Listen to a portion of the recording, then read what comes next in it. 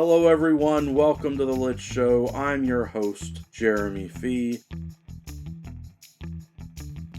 Today I want to do a video of what inspired my stories that are coming out in publications. I've got a story for Half Human Heroes, a fantasy anthology, out May 15th. That's here in just a few days. And I also have a story in the Stygian Collection from the Stygian Society coming out in June. So let's talk about them both. As an author, I feel I may be doing something somewhat unique. A lot of my story ideas come from titles. I feel like I'm very creative. One of my strengths is coming up with interesting titles. Though I have to admit, at the time that I come up with the titles, I often have no idea what I'm going to do with them. For Half Human Heroes, the title of my story is Home of the Gnome, and this is a true BookTube community story. A couple of years ago, a book came out called Empire of the Vampire, and I just love the way that title flowed. And when I did my video reviewing the book, I made jokes about potential sequel titles.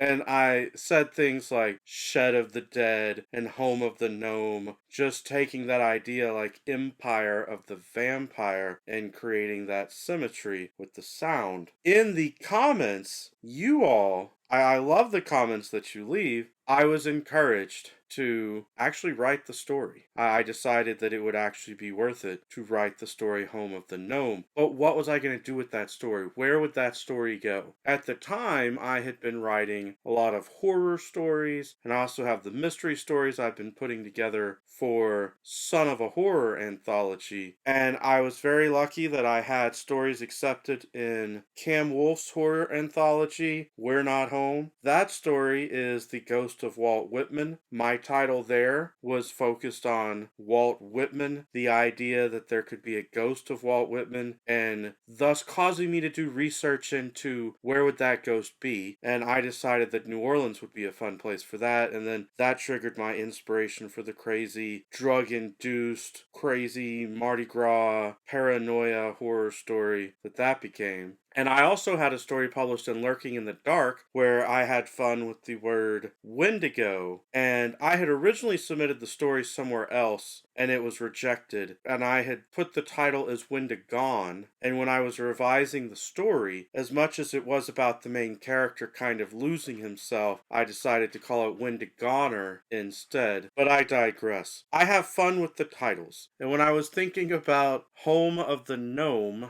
I thought that is clearly a fantasy story, not a horror story, though it could be, manipulated multi-genre. And I ultimately decided to use it with my Apocalypse Army setting. That was what I worked on for NaNoWriMo, and I wanted to basically write what could be a prologue to that story and use Home of the Gnome. And that influenced me to take a character that I was using in that story and setting and thus turn him into a gnome. So the gnome in Home of a Gnome is really a fey spirit, a forest spirit that is living in the body of a gnome. His physical body is a gnome, but he is really a powerful fey spirit of the woods. And I really had fun writing the story, describing what the home of a gnome would be, the magical home in the woods, and then introducing characters that would be involved in my Apocalypse Army saga. I hope that you'll enjoy reading my story, Home of the Gnome. I tried to mix in humor with the action and world building and lore with all of that.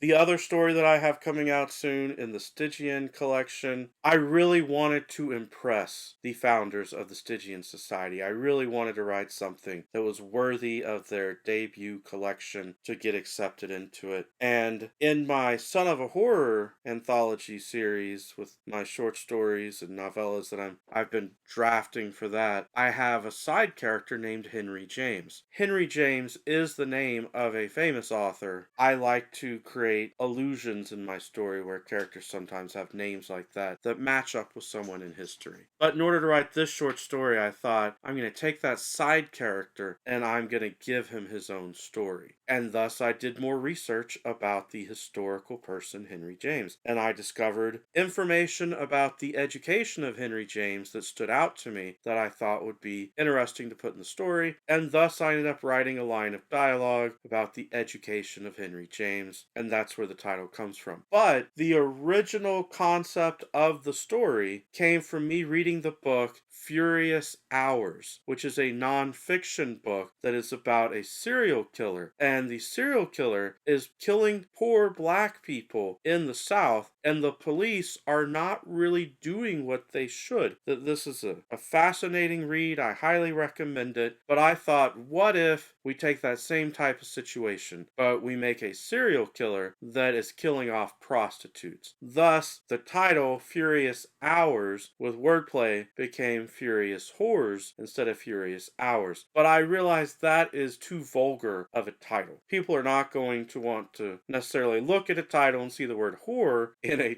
title. So it went from being Furious Hours to Furious Whores to the education of Henry James. And in the story, the teenager character Henry James, who is part of a junior officer in training program with the police, encounters a situation in which there's a serial killer and the police are not really doing what they should to properly investigate and stop the killer. It's a fun story with Henry James, his interactions with the police, and his interactions with the prostitutes as sex workers. So I hope you will enjoy reading that story when the Stygian Collection comes out in June. I'm very excited for all of these publications, for all of the stories. Right now, you can support Half Human Heroes by doing the pre-order. After May 15th, you'll be able to buy the paperback book or the ebook. The pre-order is really just for the ebook. That's how Amazon does it. For the Stygian Society, you can support the Stygian Collection right now by going through the Kickstarter. Once the Kickstarter is done, you will still be able to go to thestygiansociety.com and look up on the website how you can support the book and how you can support future projects and that sort of thing.